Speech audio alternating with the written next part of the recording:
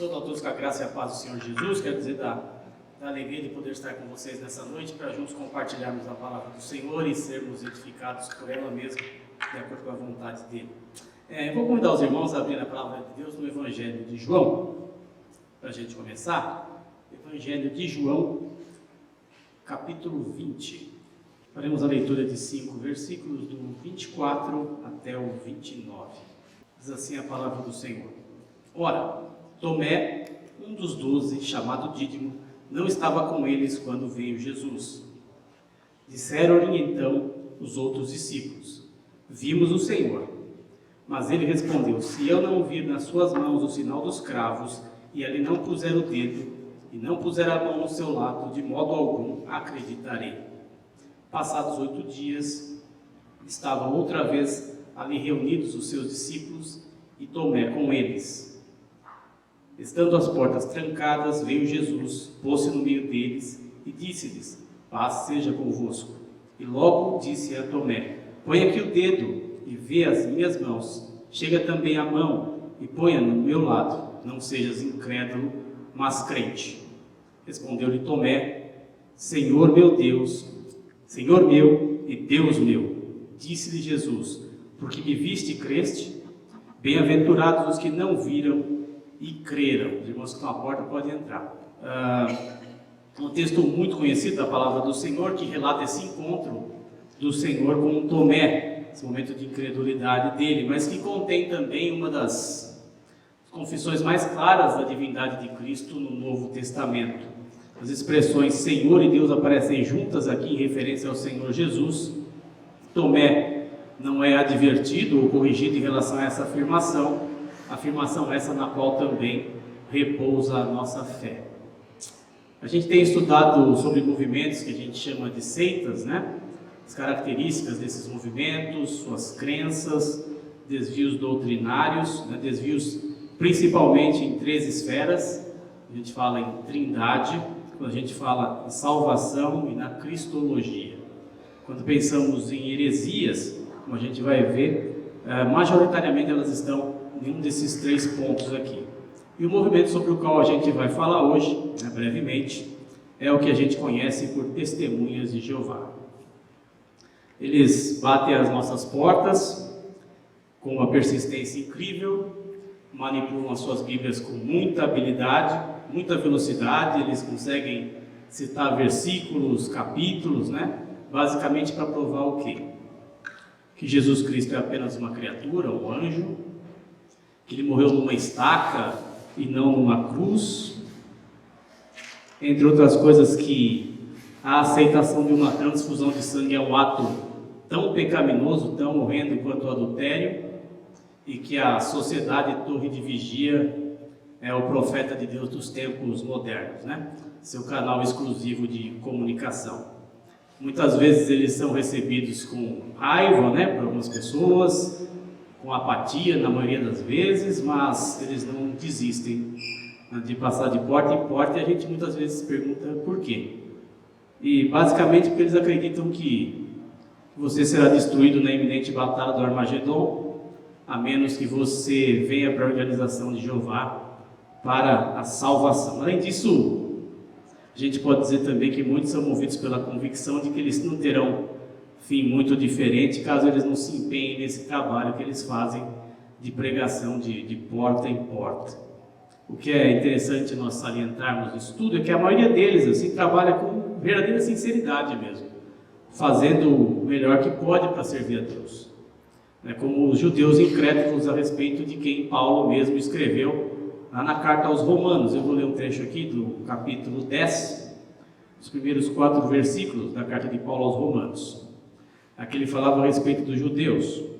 Irmãos, a boa vontade do meu coração e a minha súplica a Deus a favor deles são para que sejam salvos, porque lhes dou testemunho de que eles têm zelo por Deus, porém não com entendimento. Porquanto, desconhecendo a justiça de Deus e procurando estabelecer a sua própria, não se sujeitaram à que vem de Deus, porque o fim da lei é Cristo, para a justiça de todo aquele que crê.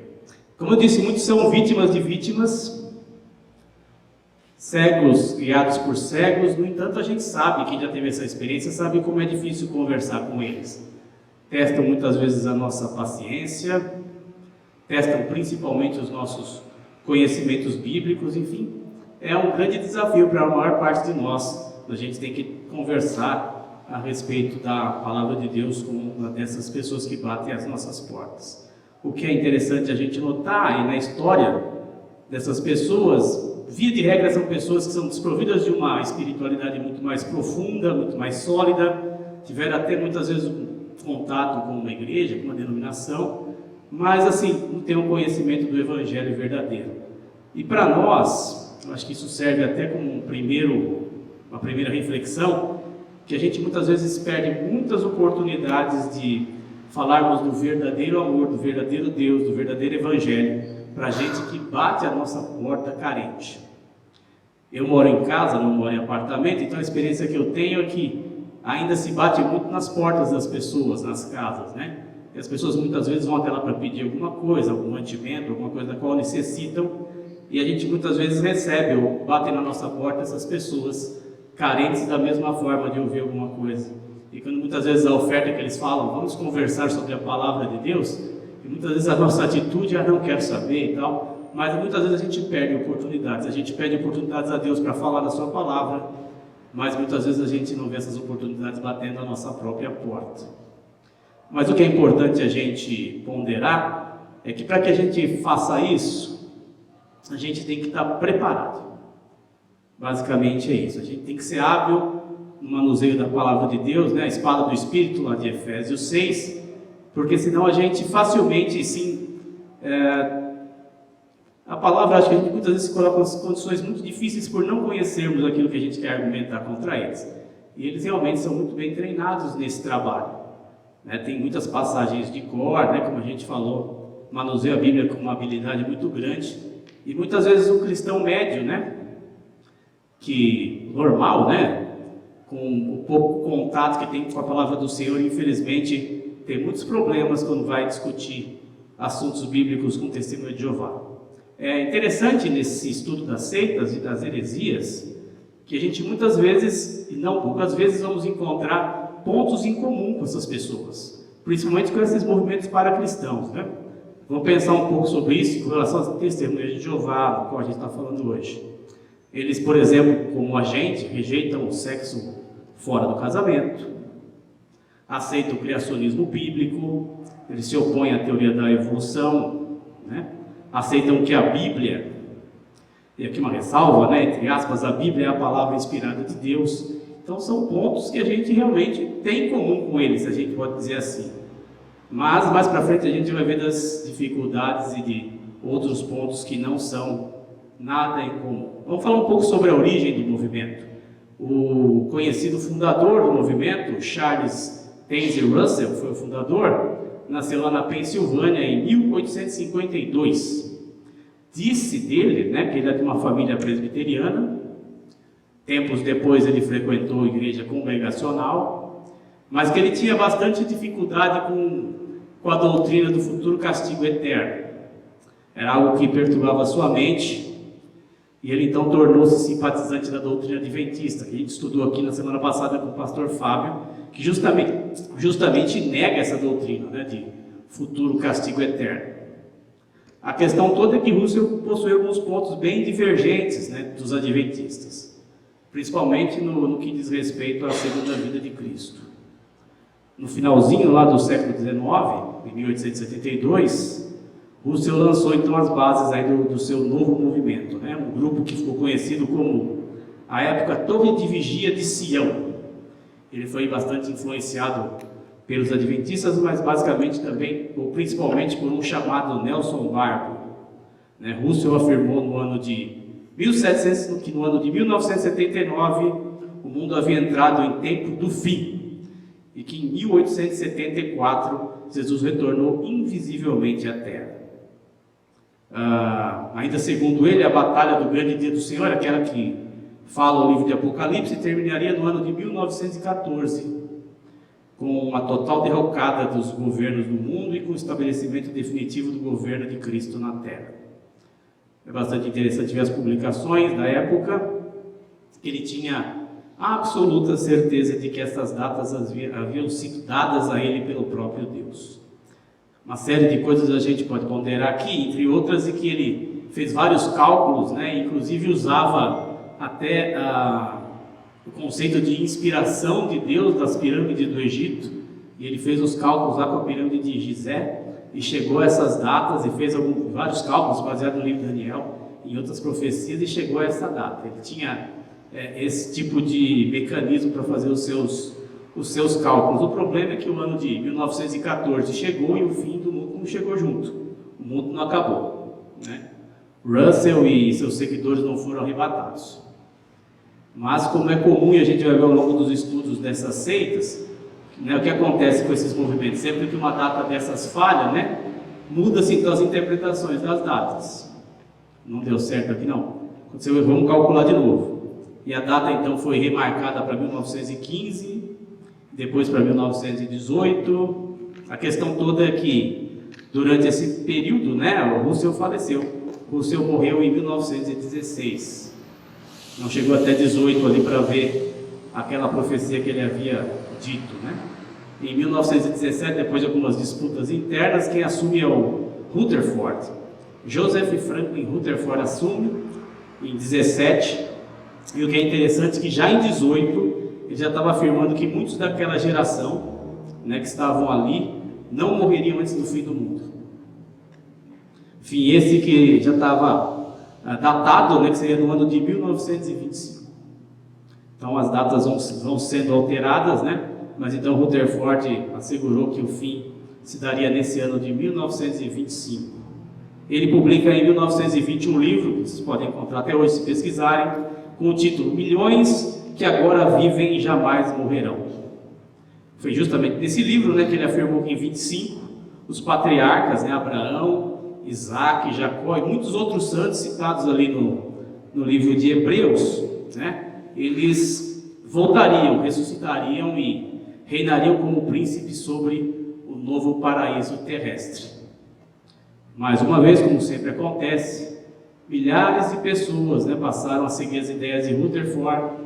Muitos venderam tudo que tinham a fim de propagarem essas novas doutrinas, né, ensinadas por ele. E o que é mais curioso é quando o tempo determinado por ele se aproximava, as pessoas até deixavam de trabalhar.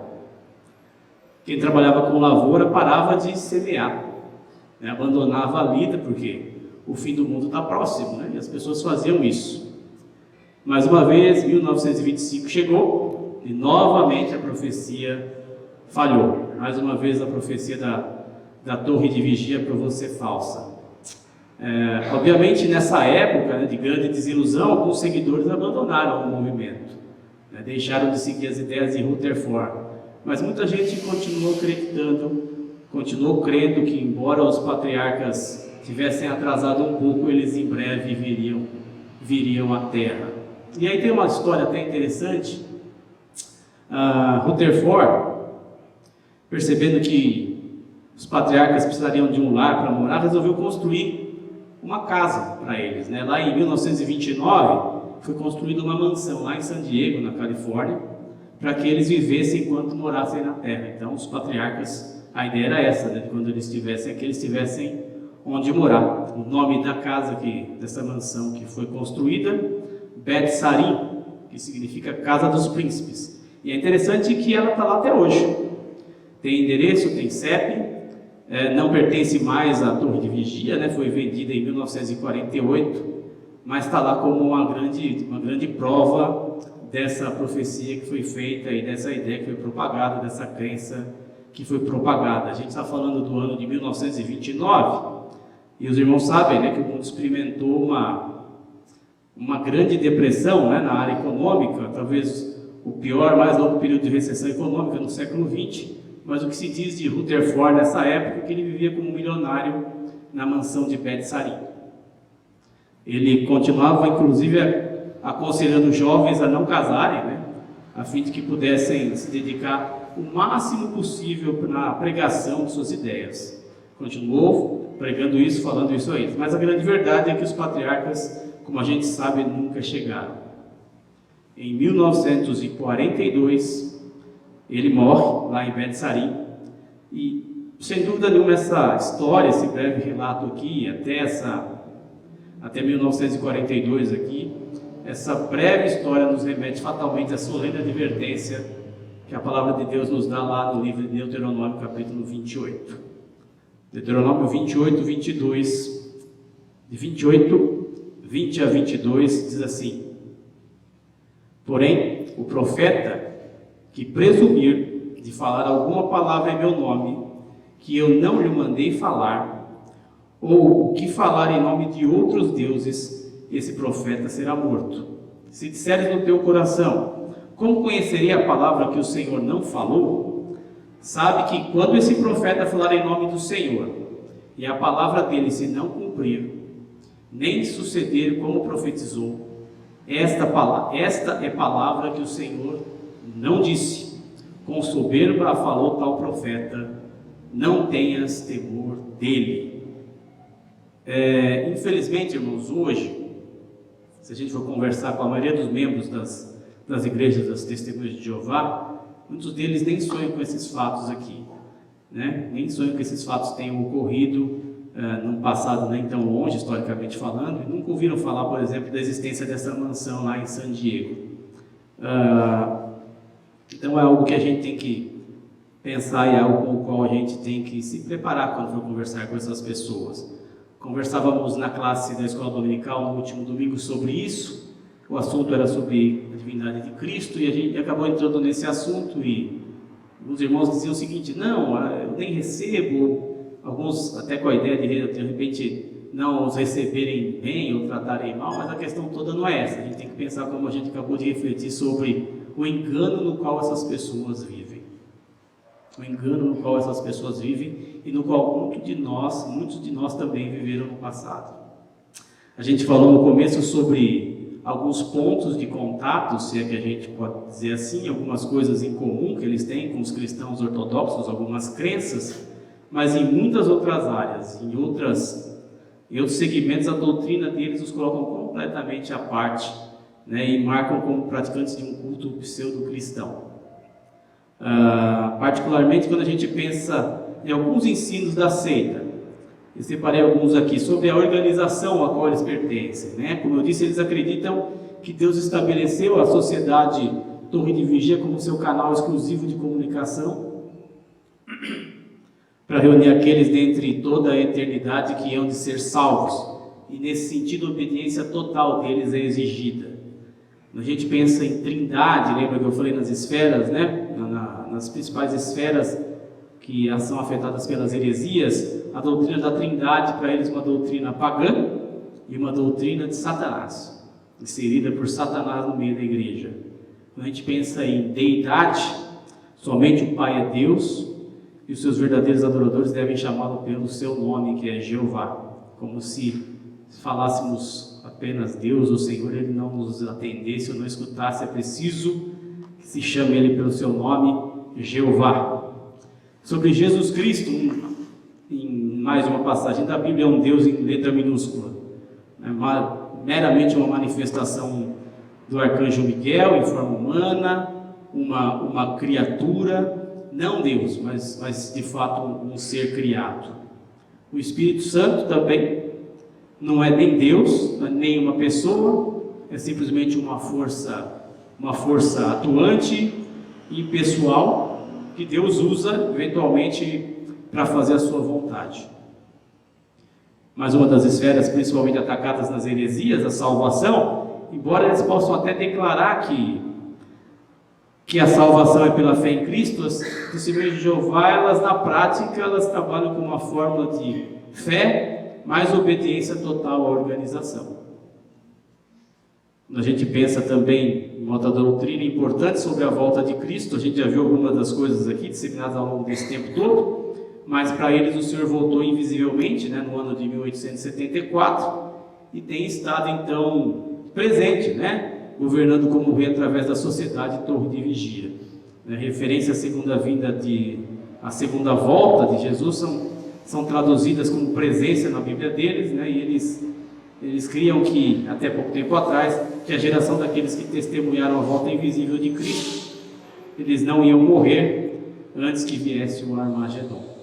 Várias datas, né? Inclusive eles não pararam ali, né? Nas últimas datas de 1925, eles tiveram também uma grande decepção há uns 40 e poucos anos atrás, no ano de 1975 também, eles tiveram diante deles predições a respeito do final do mundo, predições essas também, obviamente, frustradas. Sob a doutrina do céu e do porvir, apenas 144 mil indivíduos vão para o céu. Esse pequeno rebanho começou lá com os 12 apóstolos, e aí foi completado depois, lá no ano de 1935. Tá? Então, o restante das testemunhas de Jeová espera viver na terra mesmo para sempre, né? Tendo essa diferenciação. Um grupo de 144 mil, nós vamos fazer referência a eles mais para frente no nosso estudo, mas apenas esses 144 mil, e esse número foi fechado ali na década de 30, 1935. Sobre ressurreição, outra das crenças aqui que vale destacar, a respeito principalmente de Cristo, as testemunhas de Jeová acreditam que ele se tornou inexistente quando morreu, né, e são dos termos deles, e que ele foi levantado 3 dias depois como um espírito, um anjo, né? Eles negam a sua ressurreição carnal, que vai de encontro ao texto que nós acabamos de ler aqui sobre o encontro dele com Tomé.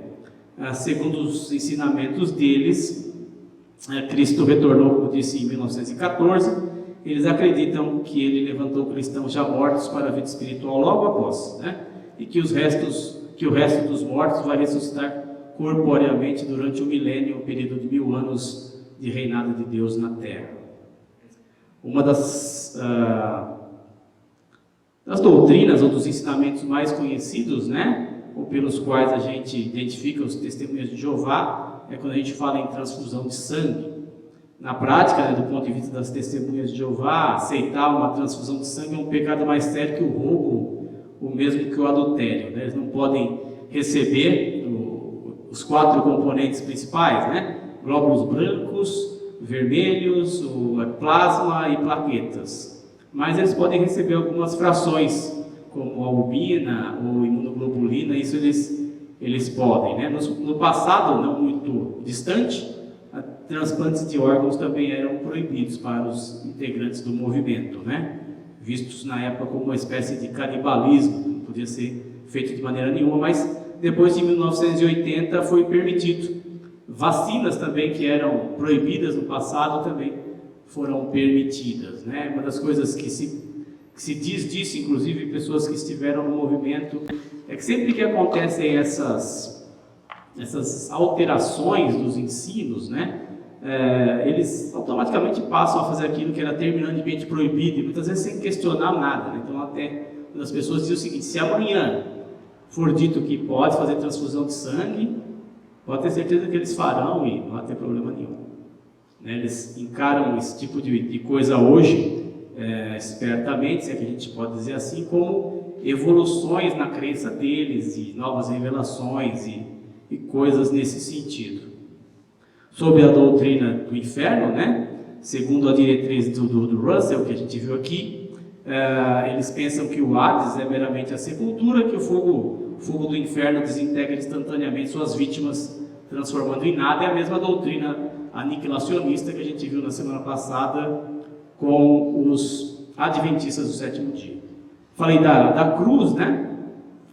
Então, para eles, cruz é um símbolo religioso pagão, adotado pela igreja quando o próprio Satanás assumiu o controle da autoridade eclesiástica. Então, para eles, o símbolo da cruz não faz nenhum sentido. Eles não só encorajam o abandono desse símbolo para aquelas pessoas que se convertem ao movimento, mas que sejam destruídos de seus lares, nada disso. Eles têm, isso não é uma crença de sempre no movimento. Você vê nas revistas do passado, se você procurar, você vai ver revistas Despertai com uma cruz mesmo normal, mas hoje eles trabalham com a ideia apenas de que Cristo foi pendurado numa estaca reta, num poste reto, enfim, com essa crença de que a cruz é um símbolo pagão e que foi inserido na crença por Satanás. Com relação à batalha do Armagedon, Deus vai em breve travar uma batalha contra a humanidade, vai destruir todos sobre a terra, exceto os fiéis ao movimento, exceto as testemunhas de Jeová. As igrejas cristãs, inclusive, dizem eles, serão as primeiras a sofrer destruição. Não acabou ainda.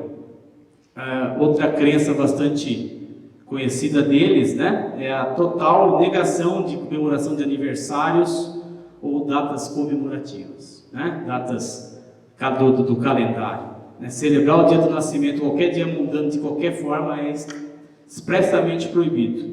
Né? Mesmo enviar um cartão de aniversário para um ente querido pode provocar uma ação imediata ali. Né? Você pode ser dissociado ali do movimento, pode sofrer uma sanção desse tipo. O que eles esperam? Qual que é a esperança deles?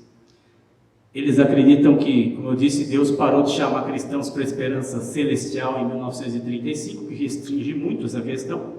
Então ele tem oferecido desde então a oportunidade de viver eternamente na Terra, né? Então, milhões dos que agora vivem, o título do livro, né, que a gente viu, é um slogan muito familiar das Testemunhas de Jeová. Milhões que agora vivem jamais morrerão. Deus vai destruir todas as outras pessoas no planeta, deixando apenas as Testemunhas de Jeová, e ele vai então restaurar, né, o paraíso no Éden em todo o mundo. Então, basicamente, tem muitas outras crenças que a gente podia listar, mas eu acho que é o suficiente até aqui para a nossa reflexão de hoje. E a gente pensa muitas vezes, de onde que sai, né, todas essas crenças, todos esses desvios, né? E a gente pensa um pouco na Bíblia que eles usam. Sempre quando eles param na casa de alguém e alguém dá atenção, não raras vezes eles perguntam para a pessoa: você tem uma Bíblia na sua casa? Então convida a pessoa a pegar a sua Bíblia, e na sua própria Bíblia então ele vai mostrar alguns pontos para defender a sua doutrina. Mas a gente tem que ter em mente que a Bíblia que eles usam contém uma série de modificações, muitas mesmo, sabe, introduzidas naquele texto com o único propósito de sustentar as doutrinas deles mesmo. Né? No início era um torcer da palavra, vamos dizer assim, como Pedro fala, né? Como Pedro menciona na sua segunda carta. Mas ao longo do tempo isso foi mudando. Né? Pedro falando aqui, 2 Pedro 3, 15 e 16, acho que ajuda a gente um pouco.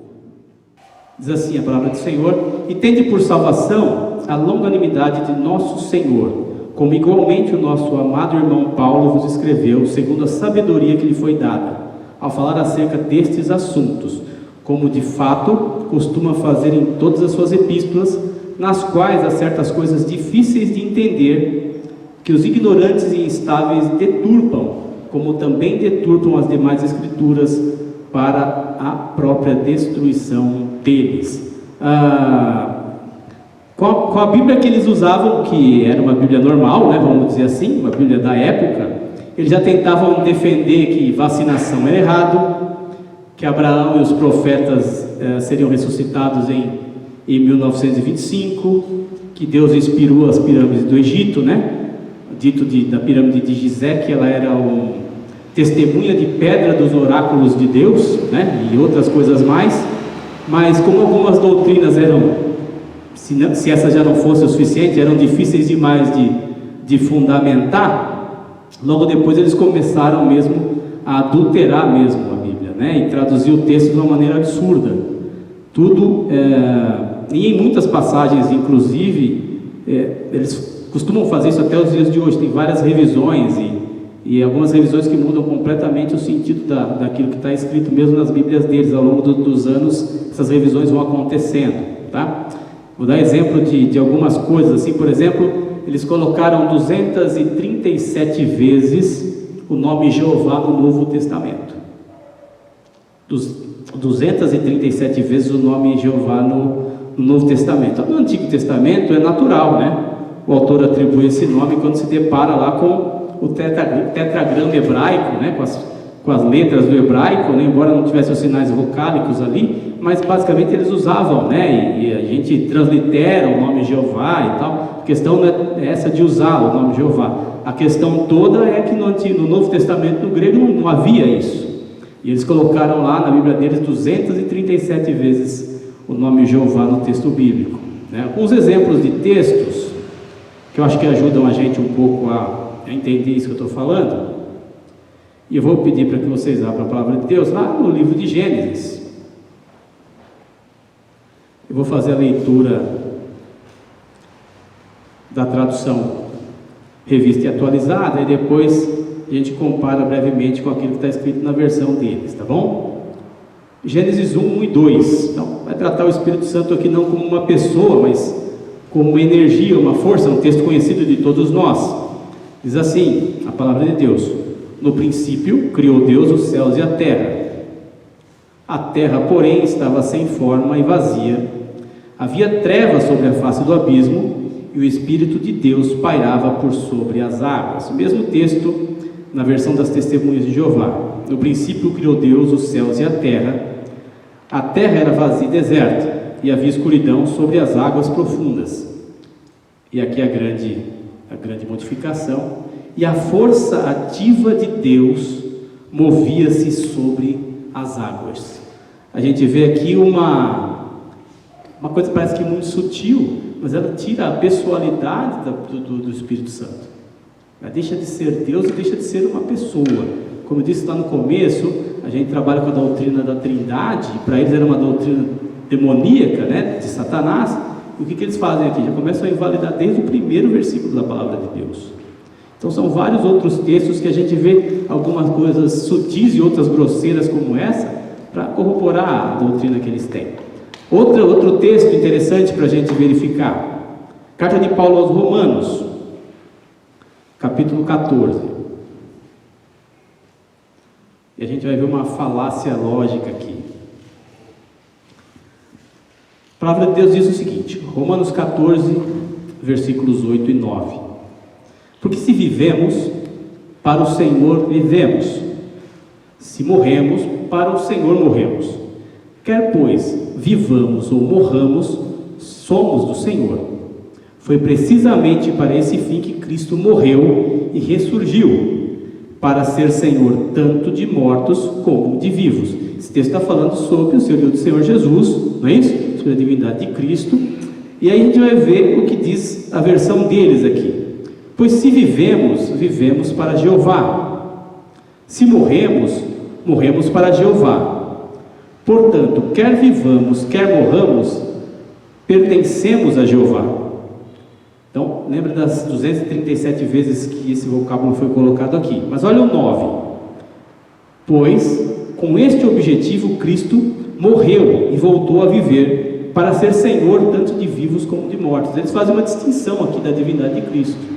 Falam de Jeová, no versículo 8, mas no 9... não atribuem a divindade a Cristo, fala o Senhor. E aí o que a gente chama de uma conclusão que não decorre da premissa, falta uma conexão entre esses dois textos, justamente por essa adulteração que eles fizeram aqui. Então eles iam ter que colocar ali também como Jesus, ou colocando Jeová aqui, mas eles não podem fazer isso, porque não está escrito isso, né? Então eles trabalharam no versículo 8, adulterando o versículo, colocando uma palavra que não existe, o vocábulo Jeová aqui, para no 9 não ter essa ligação direta, né, com o Senhor Jesus e Deus, ou o Senhor Jesus como Deus, né, o que a gente chama de non sequitur, né, em latim. Mas é assim, é uma conclusão que não acaba destoando ali das premissas anteriores, não há conexão, tá? Um outro texto também, uma alteração bem grosseira, Hebreus 1, versículo 6. Ele fala sobre adoração devida ao Senhor Jesus, adoração ao Filho. A palavra de Deus diz assim: e novamente, ao introduzir o primogênito no mundo, diz: e todos os anjos o adorem. Adoração, nós adoramos a quem? Adoramos a Deus. Está falando sobre o Senhor Jesus, aqui sobre a segunda pessoa da Trindade, sobre o Filho. E todos os anjos de Deus o adorem. Aí na versão deles: mas, ao trazer novamente seu primogênito à terra habitada, ele diz que todos os anjos de Deus lhe adorem, não, lhe prestem homenagem. Parece sutil a diferença, mas na hora dele argumentar com você, vai mostrando a Bíblia dele e falou: olha aqui, está vendo? Ele não é Deus como Deus, ele é um Deus em letra minúscula, se a gente pode dizer assim. Um outro texto bastante clássico também, Êxodo 3, 4. Moisés então ali conversando com Deus e pergunta, né, a Deus: como é que eu vou apresentar o Senhor diante dos egípcios, diante de a quem o Senhor está me enviando, né? Êxodo 3:14. Disse Deus a Moisés: eu sou o que sou. Disse mais: assim dirás aos filhos de Israel: eu sou, me enviou a vós outros. E aí a tradução das Testemunhas de Jeová.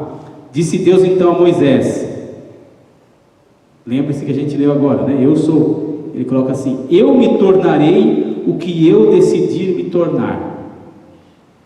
Essa é a tradução.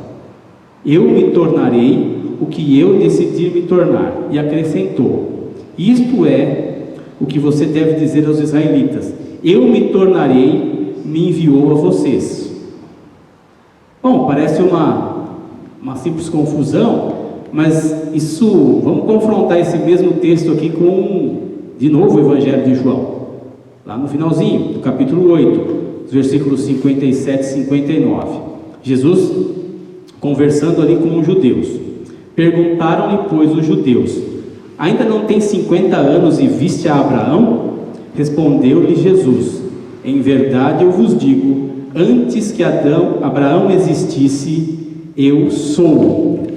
Conexão direta ali com o Êxodo. E então pegaram em pedras para atirarem nele, mas Jesus se ocultou e saiu do templo. Irmãos, é interessante a gente pensar.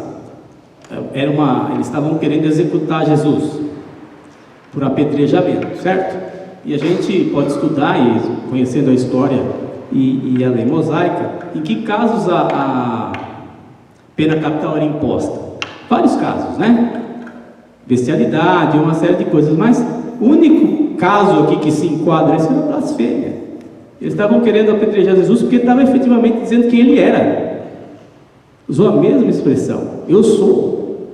Eu sou. O texto que também afirma, e no capítulo 8 ele fala isso em outros momentos. Chegou um ponto em que eles falaram: vamos apedrejar, que esse homem está blasfemando. E aí eles, para não terem problemas de conexão com esses textos, transformam o que estava escrito ali, né? Eu me tornarei, me enviou. É uma tradução completamente absurda, e a gente vai ver isso em outros pontos. Ele estava falando de transfusão, né? Deixa eu ver se a gente tem tempo. Temos sim, Levítico 6. Isso só para a gente se situar, tá? Porque esses são textos que muitas vezes eles usam no trabalho com as pessoas, e muitas vezes a gente pode se deparar numa conversa com alguma dessas pessoas que creem dessa maneira, e a gente pelo menos já tem alguma noção daquilo que nos espera ou que nos aguarda. Levítico capítulo 7, versos 26 e 27, bem conhecida passagem: não comereis sangue em qualquer das vossas habitações, quer de aves, quer de gado. Toda pessoa que comer algum sangue será eliminada do seu povo. O sangue nesse contexto aqui, principalmente com o prenúncio do sacrifício que haveria de ser vertido na cruz, o sangue do Senhor Jesus, e obviamente que o contexto aqui não versa sobre procedimento médico moderno, nada, nenhum tipo de conexão com isso, né? Se a gente fosse parar e aplicar essa questão, também a gente, ou eles principalmente, não poderiam comer nada, nenhuma carne com gordura, porque também era ordenado a não comer, né? E a gente pensa aqui na questão do sangue, o contexto desse texto aqui nada versa sobre isso, sobre transfusão de sangue ou qualquer tipo de procedimento médico dos nossos dias. As pessoas se agarram a isso, né? A gente vê uma série de, às vezes via notícia, né, quando principalmente crianças, filhos de testemunho de Jeová precisam passar por algum procedimento que requer uma transfusão de sangue, às vezes acontece até batalhas judiciais nesse sentido. Não tem nada a ver, né? O texto não fala sobre isso. O texto não fala sobre isso, não versa sobre isso.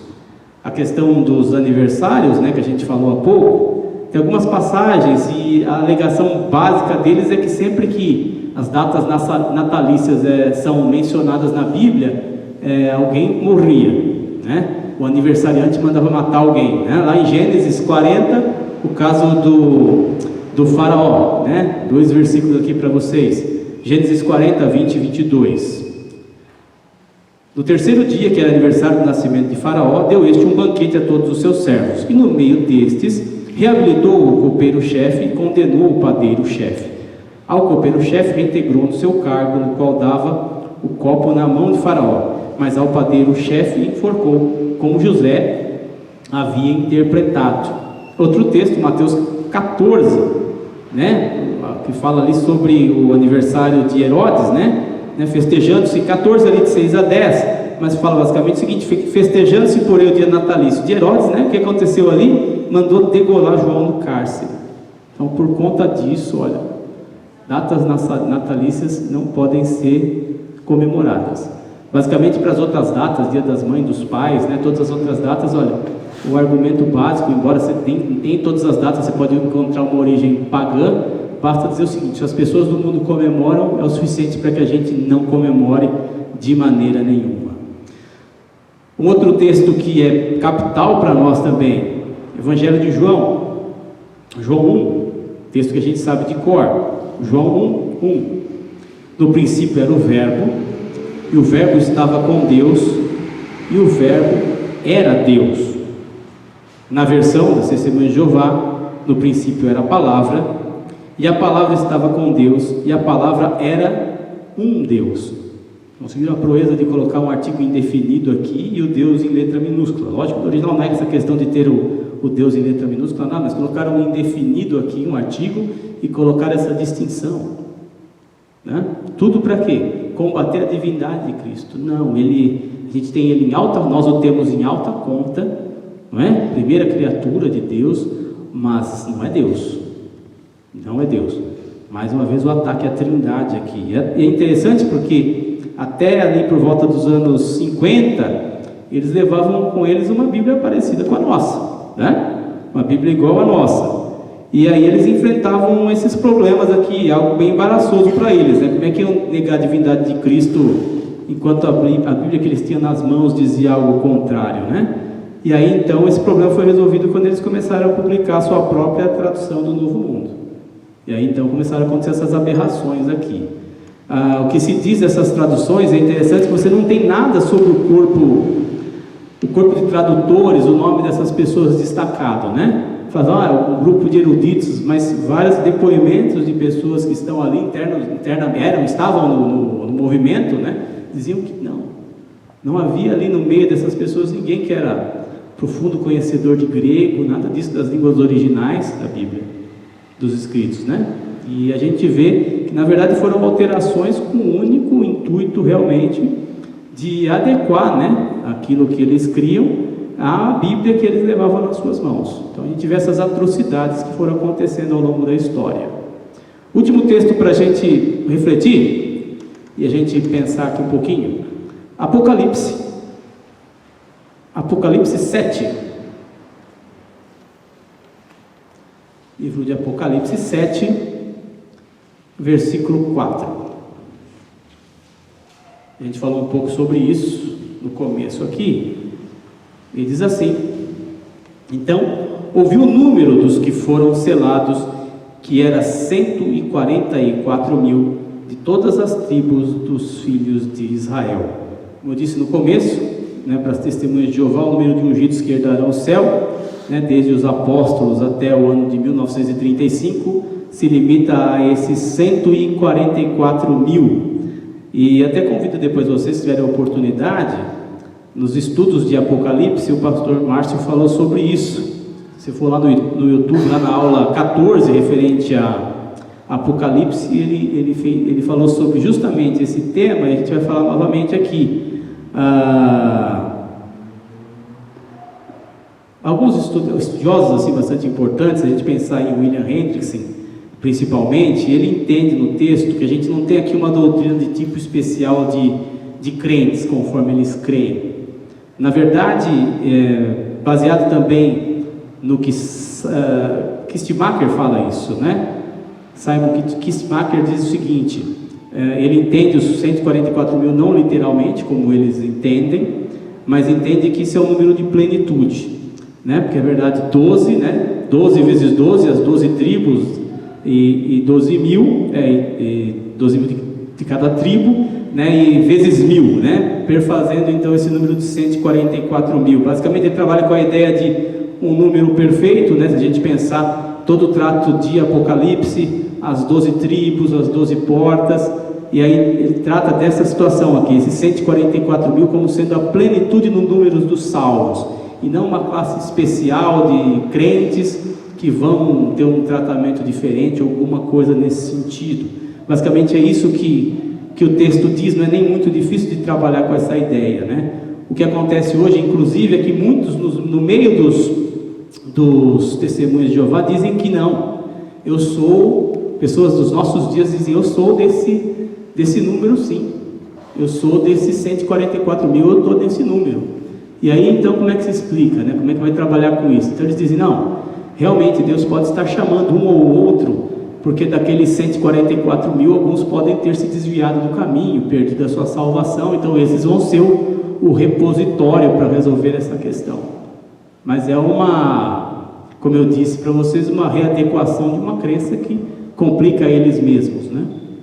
E a história toda era o seguinte, quando eles iam trabalhar e fazer o trabalho de, entre aspas, evangelização deles, olha, alguém podia dizer, então é melhor você não pregar essa sua crença para mim, porque se eu de repente eu for convertido ou me converter, eu vou tomar o seu lugar, né? Então ao longo do tempo eles começaram a fazer alguns tipos de adaptação nesse sentido, né? Porque até 1935, muito bem, foi fechado o número ali. Então quem nasceu depois dessa época, né, não podia participar, por exemplo, dos elementos na ceia deles lá, nos símbolos como eles chamam, né? Só as pessoas que eram até essa data, sim, poderiam, todos eles testemunhas de Jeová, né? Não tinha ninguém que era de fora, nesse grupo de 144 mil, mas não podia participar. E aí, ao longo do tempo, a gente sabe, né, de algumas pessoas que se atreveram a participar, dizendo, não, eu sou desse grupo e tal, eles têm tido problemas com isso até hoje. Uma das coisas, acho que importantes da gente refletir, diante disso tudo que a gente viu até aqui, é de como a gente trabalha também com essas pessoas. Como que a gente pode fazer? Então, tem muitas pessoas que, como eu disse, né, não querem nem conversa, tocam de casa, tratam muito mal essas pessoas, né, e tratam violentamente ou com indiferença, mas a gente tem que pensar um pouco sobre como que a gente pode falar do Senhor Jesus para elas, como a gente pode fazer a obra que o Senhor Jesus mesmo nos manda fazer, pregar o Evangelho a todas as pessoas. E muitas vezes a gente vê as pessoas e somos tentados a isso. Eu vou estudar bastante, decorar todos os versículos deles, vou decorar a Bíblia inteira deles, para quando algum deles bater em casa, ele vai se ver comigo. Eu vou acabar com ele ali naquela visita de domingo ou de sábado, né? Ou durante a semana, quando bater na sua porta. E aí de repente você realmente faz isso, né? Eles batem a sua porta e você então, preparado, munido, né, daquilo que você estudou, você vai lá e dizima ali os argumentos dele, e a gente fica pensando um pouco sobre isso, que tipo de reação isso pode causar. Geralmente ele vai voltar ferido, machucado, né, cheio de dúvidas lá para o ancião deles e perguntar, olha, aconteceu isso, e aí invariavelmente as pessoas que vão recebê-lo ali vão tratar dele e falar, não, isso acontece, não dê mais ouvido para pessoas questionadoras. E ele vai dizer, olha, realmente eu nunca mais quero passar por isso na minha vida. E a gente pensa um pouco no trabalho que muitas vezes eles fazem, né? Não que isso efetivamente não vá funcionar nunca, mas porque muitas vezes pode ser assim que Deus vai tocar no coração, mas a questão toda é a gente tratar as pessoas com amor, fazer às outras pessoas aquilo que a gente espera que seja feito conosco, tratar com mansidão, tratar com o amor de Deus, expor a verdade da palavra de Deus, basicamente que é o amor de Cristo a todas as criaturas, não é? O amor de Cristo a pecadores, não a todas as criaturas, distintamente não quer dizer isso, mas que Deus ama pecadores e Jesus morreu por pecadores. Essa é a mensagem da cruz, e essa é a mensagem que a gente tem que dizer a eles. Não vai ser a obediência à organização deles ou ao trabalho que eles fazem ali, mas o que salva é a fé no nosso Senhor Jesus Cristo.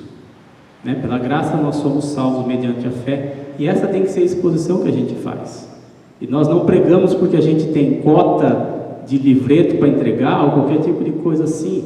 Nós pregamos por amor. Então muitas vezes a gente desperdiça, como eu disse, grandes oportunidades, né? A gente identifica pessoas necessitadas quando elas batem em nosso lar, como eu disse no começo, para pedir algum mantimento, né? Eu falo, é uma pessoa carente, uma pessoa que está precisando de alguma coisa. A gente muitas vezes se compadece, né? E vai lá e oferece alguma coisa da nossa despensa. Mas e essas pessoas também? Não são muitas vezes muito mais carentes de algo muito mais importante para suas vidas, de algo muito mais decisivo? Acho que essa tem que ser uma reflexão para nós, que é muito válida, não é? Nós não estamos lá para acabar ideologicamente com a fé das pessoas. Na verdade não é isso, não é tirar o teto das pessoas, né? Mas se for para fazer isso, que a gente coloque um novo teto. Não adianta a gente chegar, destruir a casa de alguém e deixá-la ali ao relento, não. E a semelhança deles é o que a gente tem que trabalhar, é a questão realmente de paciência nesse trabalho. Eles vão ali, conversam com a pessoa e voltam. Os trabalhos deles geralmente demoram 6 meses ali visitando as pessoas e investindo tempo, que seja pelas motivações piores que a gente possa imaginar, mas é um trabalho que eles fazem e que muitas vezes a gente se recusa a fazer. Então acho que tem que ser uma reflexão para nós, além de conhecer o que essas pessoas creem, conhecer os desvios, né? E muitas vezes as heresias mesmo que estão pregadas nesses lugares, mas a gente tem que saber também e ter amor de Deus por essas pessoas, por essas vidas, e o desejo ardente no coração de pregar o Evangelho. Que Deus nos abençoe.